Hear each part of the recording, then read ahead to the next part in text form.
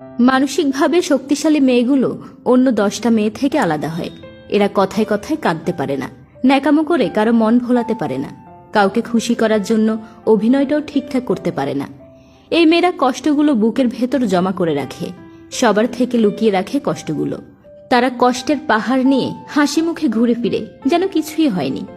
তাদের হাসি মুখ দেখে সবাই মনে করে এদের বুঝি কষ্টই হয় না, অনুভূতি শূন্য।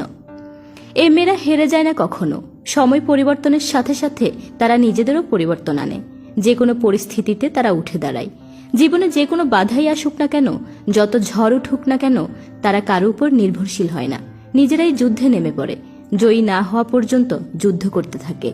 কষ্টগুলো হাসি মুখে সহ্য করে যায় দিনের পর দিন।